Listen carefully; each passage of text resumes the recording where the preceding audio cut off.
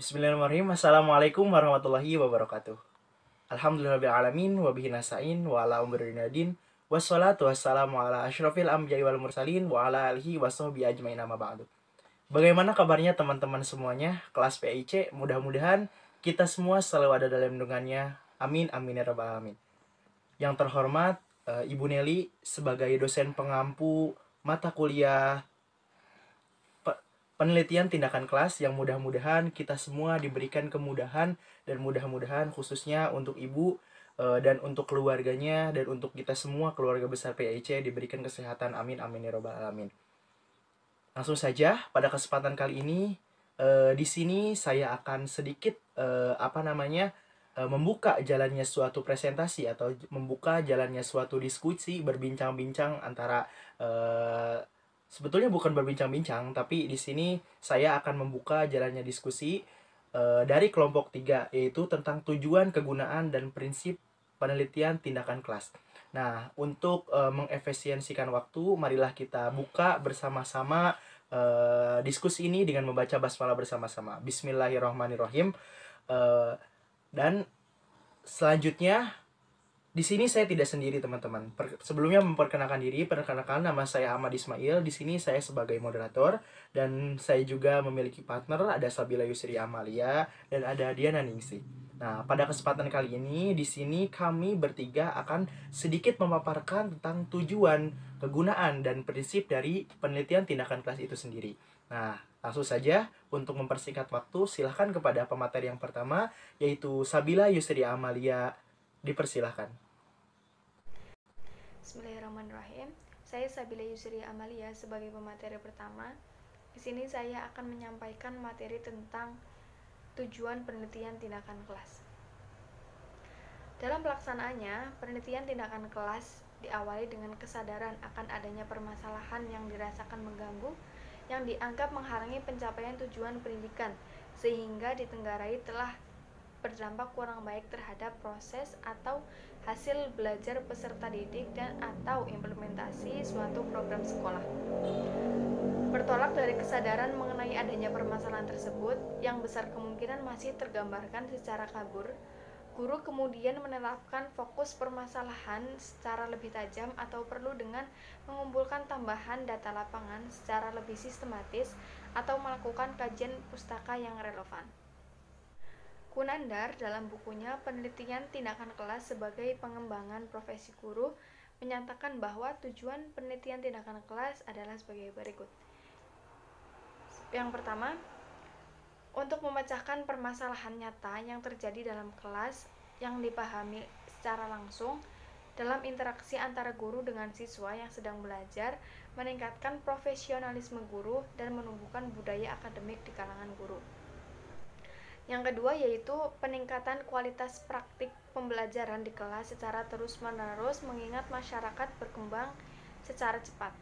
Yang ketiga, peningkatan relevansi pendidikan. Hal ini mulai dicapai melalui peningkatan proses pembelajaran. Yang keempat, sebagai alat training in service yang memperlengkapi guru dengan skill dan metode baru, mempertajam kekuatan analitisnya dan mempertinggi kesadaran dirinya.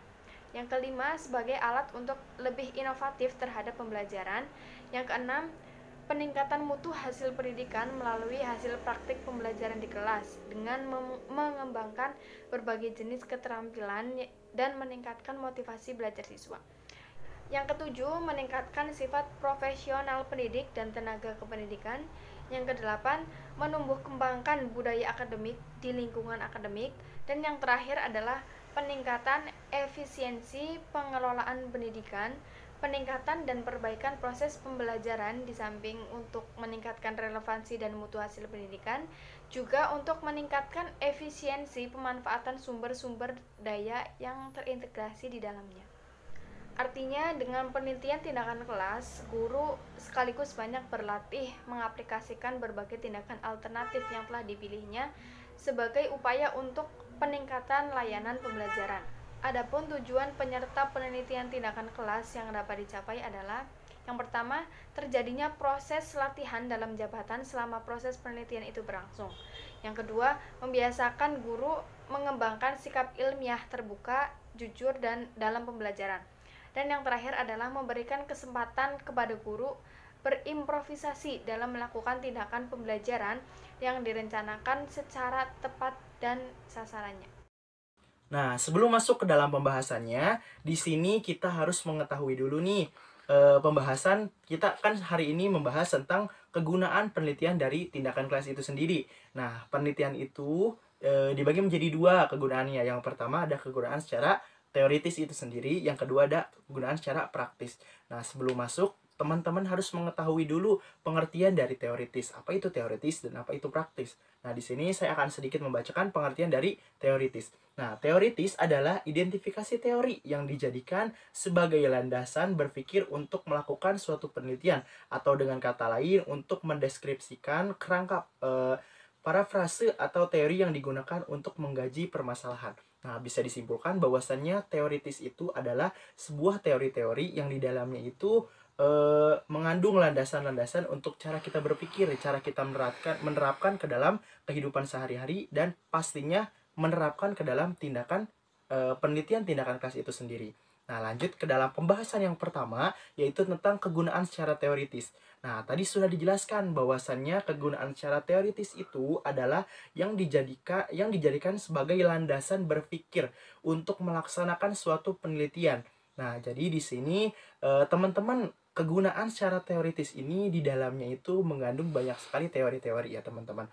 Kita sambungkan ke penelitian tindakan kelas. Nah, penelitian tindakan kelas itu adalah bagaimana kita meneliti ataupun bagaimana kita melihat siklus yang ada di dalam kelas tersebut kayak gitu, atau bagaimana cara siswa tersebut berinteraksi dengan orang lain, cara kita berinteraksi dengan para peserta didik ataupun dengan guru-guru sebaya kita kayak gitu. Nah, hal tersebut bisa dilihat dan bisa diterapkan ke dalam kajian teoritis ini kayak gitu. Maka dari itu hal tersebut yang melatar belakangi bahwasannya teoritis itu sangat penting kayak gitu. Jadi makanya apa yang kita lakukan, apa yang kita kerjakan, dan apa yang kita pikirkan itu dilandasi dengan teori-teori yang ada kayak gitu. Maka dari itu ketika kita sudah melakukan hal tersebut, insya Allah apa yang kita lakukan akan sesuai landasan. Mungkin untuk pembahasan yang pertama tentang kegunaan teoritis seperti itu ya teman-teman. Jadi teman-teman bisa baca di sini bahwasannya di sini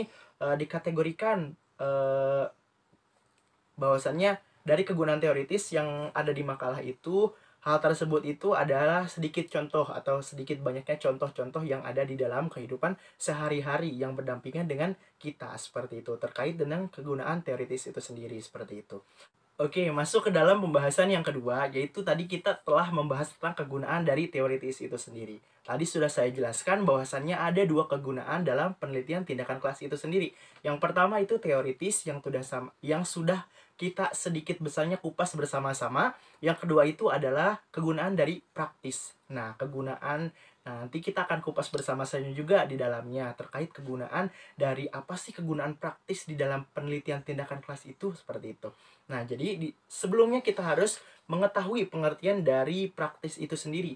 Nah, praktis menurut Kamus Besar Bahasa Indonesia adalah artinya praktis adalah simple, atau berdasarkan praktik. Arti lain dari praktis adalah mudah dan senang melakukannya.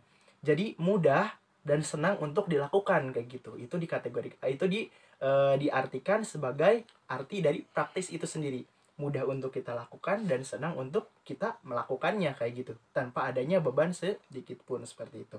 Nah, jadi masuk nih ke dalam pembahasannya, kegunaan praktis itu sendiri. Nah, kegunaan praktis itu kita masuk ke dalam penelitian tindakan kelas. Pastinya di dalam penelitian tindakan kelas itu ada sangkut pautnya dengan bagi seorang peneliti, lalu seorang guru, peserta didik, bahkan instansi sekolahnya yang kita teliti tersebut kayak gitu. Nah, keempat faktor ini kita tidak bisa pungkiri bahwasannya keempat faktor ini sangat mendukung penelitian tindakan kelas tersebut kayak gitu. Nah, ketika tidak adanya sekolah, mana mungkin ada kelas seperti itu. Benar kan? Nah, ketika tidak adanya murid, mana mungkin guru bisa mengajar, bahkan mana mungkin seorang peneliti bisa meneliti seseorang atau peserta didik tersebut kayak gitu. Maka dari keempat faktor ini sangat berpengaruh satu sama lain kayak gitu. Jadi tidak boleh ada salah satunya yang dihilangkan. Kita masuk ke dalam komponen yang pertama, yaitu ada bagi peneliti. Nah, bagi peneliti, sebagai calon guru memperoleh pengalaman pengaplikasian media dalam proses pembelajaran yang variatif dan dapat dijadikan acuan dalam berbagai proses pembelajaran, baik itu pembelajaran PAI ataupun biologi, bahkan seluruh pembelajaran yang ada di sekolah itu sendiri. Nah, sudah dijelaskan bahwasannya manfaat atau kegunaan dari kegunaan dari peneliti itu sendiri, bahwasannya adanya penelitian tindakan kelas itu salah satunya itu untuk memperoleh pengalaman pengaplikasian, baik itu media ataupun pengaplikasian cara kita belajar, metode dan lain sebagainya. Karena apa? Karena dengan adanya penelitian tindakan kelas yang di dalamnya itu yang dilakukan oleh seorang peneliti kepada para peserta didik ataupun yang ditelitinya tersebut, hal tersebut akan mengetahui nih bahwasannya oh ternyata metode yang seperti ini loh yang cocok yang diterapkan di kelas 7 SMP, ataupun oh metode yang seperti ini loh yang yang pantas diterapkan di kelas 8 ataupun kelas 9. Nah, jadi salah satu kegunaan dari penelitian tindakan kelas itu sangat berguna bagi peneliti. Ya, salah satunya itu untuk bahan pembelajaran bagi kita juga kayak gitu, bagi pembelajaran bagi si peneliti tersebut. Bagaimana cara dia berinteraksi dengan orang lain, lalu bagaimana cara berinteraksi dengan siswa, lalu bagaimana cara mengajar yang baik dan benar, metode apakah yang harus dilakukan, atau metode apakah yang harus diberikan kepada para peserta didik untuk lebih memudahkan bagaimana caranya seseorang tersebut atau peserta didik tersebut itu menerima pemahaman-pemahaman dengan baik dan benar seperti itu. Nah, kita masuk ke yang kedua nih. Jadi kegunaan bagi guru. Tadi kan kita telah menyebutkan bahwasannya bagi peneliti itu ternyata penelitian tindakan kelas itu berguna loh kayak gitu. Dan pastinya bagi guru itu pun sangat berguna bagi penelitian tindakan kelas tersebut kayak gitu kan. Nah, di sini disebutkan di dalam makalah, bisa teman-teman baca, mari kita baca bareng-bareng.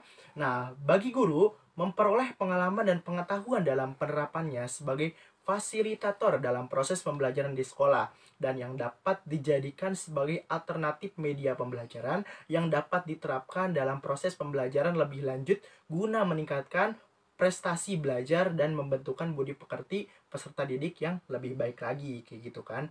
Nah, jadi kita bisa garis bawahi bahwasannya dari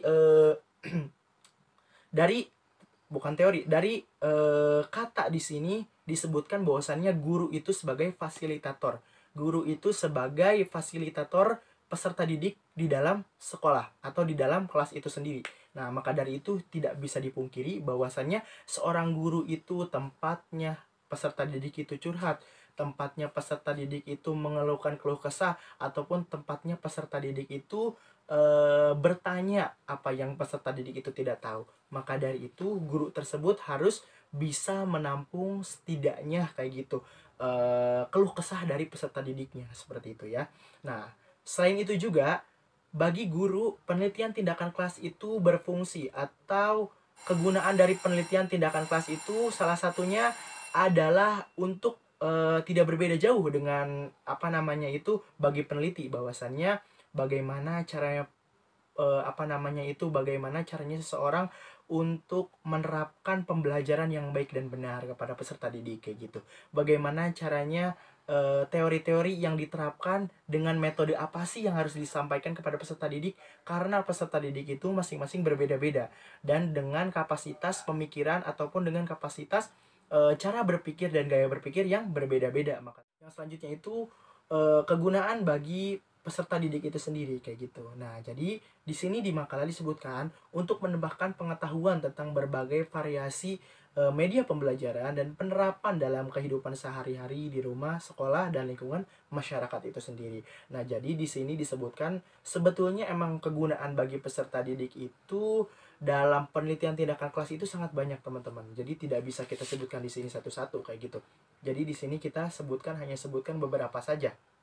Yang pertama itu sebagai disebutkan menambahkan pengetahuan tentang berbagai variasi media pembelajaran dan penerapannya dalam kehidupan sehari-hari. Nah, pastinya ketika ilmu yang peserta didik dapatkan, ilmu pengetahuan yang peserta didik peroleh dari guru-gurunya ataupun dari siapapun itu, pastinya ketika hal tersebut dilakukan, ada 3 siklus yang dilakukan oleh peserta didik tersebut. Yang pertama mengetahui, yang ketiga memahami, mohon maaf, yang pertama mengetahui, yang kedua memahami, yang ketiga merealisasikan atau mengimplementasikan ke dalam kehidupannya sehari-hari. Maka dari itu adalah salah satu PR bagi guru seperti itu kepada para peserta didiknya, bagaimana cara guru itu memberikan pemahaman kepada peserta didik tersebut. Lalu bagaimana caranya seorang guru memberikan pemahaman. Yang pertama tadi, untuk peserta didik itu mengetahui suatu pembahasan ataupun suatu ilmu kayak gitu. Lalu kedua, bagaimana caranya seorang guru itu memberikan pemahaman yang lebih kepada peserta didik. Setelah peserta didik itu paham, nah peserta didik itu bagaimana PR guru yang terbesar adalah bagaimana seorang guru harus bisa menularkan kepada peserta didik bahwasannya ilmu yang didapatkannya itu harus dimanfaatkan atau diimplementasikan ke dalam kehidupan sehari-hari. Contohnya berperilaku jujur. Nah, guru memberikan memberikan suatu pembahasan kepada peserta didik, yaitu berperilaku jujur kepada orang tua, kepada sesama, bahkan kepada orang-orang yang lebih tua darinya. Nah, maka hal tersebut guru memberikan pengetahuan kepada peserta didik. Jujur itu pengertiannya seperti ini, seperti ini, seperti ini. Nah, lalu setelah anak peserta didik itu mengetahui bahwasannya oh ternyata jujur itu seperti ini kayak gitu. Nah, setelah hal tersebut guru sedikit besarnya memberikan pemahaman yang lebih lanjut kepada peserta didik bahwasannya ketika kita berperilaku jujur, kita akan dapat akan diridhoi oleh Allah Subhanahu wa taala, akan dipermudah jalannya oleh Allah Subhanahu wa taala, akan selalu diberkahi oleh Allah Subhanahu wa taala. Nah, ketika sudah hal tersebut, bagaimana caranya guru untuk mengarahkan bahwasannya berperilaku jujur ini harus benar-benar diterapkan oleh peserta didik ke dalam kehidupan sehari-hari. Maka ketika hal tersebut sudah dilakukan, hal tersebut akan menjadikan peserta didik tersebut berhasil, dan goalsnya itu, apa yang kita sampaikan kepada peserta didik itu bisa direalisasikan oleh peserta didik tersebut kayak gitu. Kita lanjut ke dalam pembahasan yang selanjutnya, yaitu kegunaan penelitian tindakan kelas bagi sekolah. Tadi kan sudah ada 3 ya, bagi peneliti, bagi guru itu sendiri, lalu bagi peserta didik, yang terakhir itu bagi sekolah. Nah, di sini di dalam makalah disebutkan bahwasannya dapat memberikan masukan baru mengenai media pembelajaran baru dan pembelajaran dalam upaya meningkatkan prestasi belajar peserta didik, di mana media tersebut yang sebelumnya banyak dikembangkan atau diterapkan di dalam kehidupannya atau di dalam lingkungan sekolah tersebut. Nah, hal tersebut ini memang sangat bermanfaat sekali bagi sekolah. Karena apa? Karena ketika adanya penelitian tindakan kelas kayak gitu, hal tersebut dapat memberikan kemudahan kepada sekolah. Bagaimana sih media ataupun bagaimana caranya metode-metode yang benar-benar relevan kayak gitu, yang masih relevan dan efektif yang disampaikan oleh seorang guru itu kepada peserta didik kayak gitu. Dan hal tersebut yang akan dilakukan oleh peneliti, yang akan dilakukan dalam penelitian tindakan kelas tersebut. Untuk apa? Untuk memberikan sedikit besarnya apa yang dibutuhkan oleh sekolah tersebut.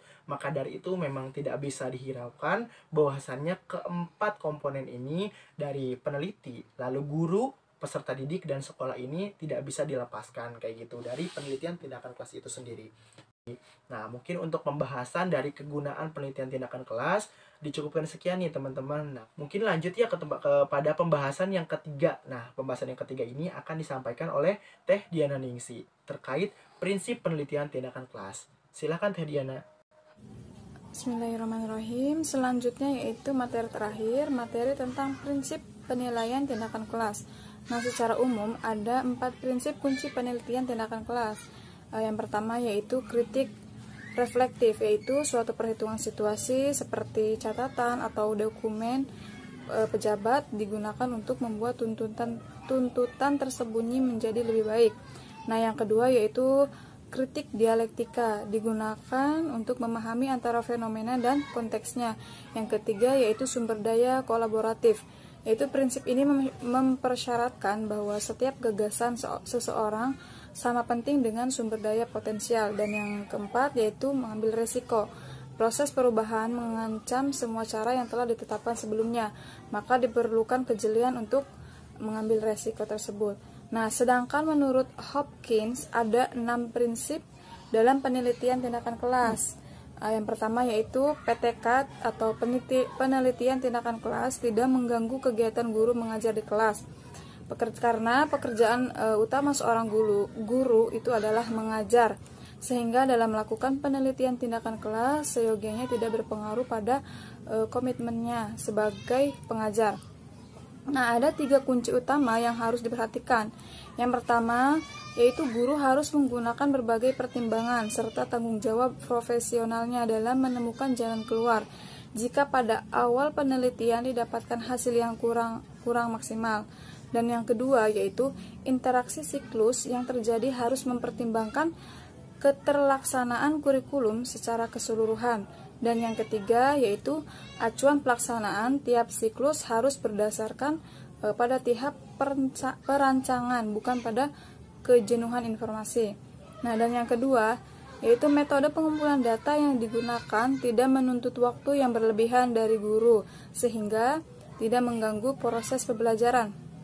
Dengan kata lain, sejauh mungkin harus menggunakan prosedur pengumpulan data yang dapat ditangani sendiri oleh guru, sementara ia tetap aktif berfungsi sebagai guru yang bertugas secara penuh. Nah, metode yang digunakan harus bersifat andal atau reliable, sehingga guru dapat mengidentifikasikan serta merumuskan hipotesis dengan penuh keyakinan. Pada dasarnya, penelitian ini memperbolehkan kelonggaran-kelonggaran, namun penerapan asas-asas dasar taat kaidah tetap harus diperhatikan. Dan yang ketiga yaitu peneliti adalah guru, dan untuk kepentingan guru yang bersangkutan yang digunakan harus bersifat andal atau reliable, sehingga guru dapat mengidentifikasikan serta merumuskan hipotesis dengan penuh keyakinan. Pada dasarnya, penelitian ini memperbolehkan kelonggaran-kelonggaran, namun penerapan asas-asas dasar taat kaidah tetap harus diperhatikan. Dan yang ketiga yaitu peneliti adalah guru, dan untuk kepentingan guru yang bersangkutan. Jadi masalah penelitian diusahakan berupa masalah yang merisaukan dan bertitik tolak dari tanggung jawab profesionalnya. Nah, hal ini itu bertujuan agar guru tersebut memiliki komitmen terhadap pengembangan profesinya. Dan yang keempat yaitu konsisten dengan prosedur dan etika. Dalam penyelenggaraan penelitian tindakan kelas, guru harus bersikap konsisten, menaruh kepedulian tinggi terhadap prosedur etika yang berkaitan dengan pekerjaannya. Prakarsa penelitian harus diketahui oleh pimpinan lembaga. Dia disosialisasikan kepada rekan-rekan serta dilakukan sesuai dengan kaidah-kaidah ilmiah. Yang kelima yaitu menggunakan wawasan yang lebih luas daripada perspektif kelas. Nah, meskipun kelas merupakan cakupan tanggung jawab seorang guru, namun dalam pelaksanaan penelitian sejauh mungkin harus menggunakan wawasan yang lebih luas dari tindakan perspektif, tidak terlihat terbatas dalam konteks kelas ataupun pelajaran tertentu, melainkan perspektif misi sekolah secara keseluruhan. Nah, dalam melakukan penelitian ada beberapa hal yang tidak boleh dilupakan, yang menurut Nana Shaudi itu sangat pokok. Ada 15 poin, yaitu yang pertama objektivitas, yang kedua ketetapan, yang ketiga verifikasi, yang keempat penjelasan ringkas, yang kelima empiris, yang keenam penalaran logis, yang ketujuh kesimpulan kondisional, yang kedelapan adalah langkah-langkah penelitian, yang kesembilan identifikasi masalah, yang kesepuluh merumuskan dan membatasi masalah, Yang ke-11 melakukan studi kepustakaan. Yang ke-12 merumuskan hipotesis. Yang ke-13 menentukan desain dan metode penelitian. Yang ke-14 menyusun instrumen dan mengumpulkan data. Sekian dari saya, kurang lebihnya mohon maaf. Terima kasih. Selanjutnya saya kembalikan ke moderator. Terima kasih disampaikan kepada Teh Diana Ningsi. Kita sudah sampai di akhir pembahasan ya teman-teman. Tadi apa yang telah disampaikan oleh Teh Diana Ningsi. Saya di sini Ahmad Ismail sebagai perwakilan dari kelompok 3 mewakili Teh Diana dan Sabila Yusri Amalia. Mohon pamit undur diri. Sebelum itu di sini saya akan sedikit membacakan terkait kesimpulan. Kesimpulannya itu, penelitian tindakan kelas adalah suatu tindakan penelitian yang dilakukan oleh seorang guru yang sekaligus sebagai peneliti di dalam kelasnya ataupun bersama-sama dengan orang lain dalam jalan merancang, melaksanakan, merefleksikan tindakan secara kolaboratif dan efektif dan efisien yang bertujuan untuk memperbaiki atau meningkatkan mutu proses pembelajaran di dalam kelasnya dengan satu tindakan tertentu dalam suatu siklus tertentu. Nah, mungkin untuk pembelajaran pada hari ini dicukupkan sekian saja, yaitu pembahasan yang dibawakan oleh kelompok 3 yang berjudul tentang tujuan, kegunaan, dan prinsip dari penelitian tindakan kelas. Saya pamit undur diri. Mohon maaf apabila ada kata-kata yang salah. Terima kasih. Syukron. Wassalamualaikum warahmatullahi wabarakatuh.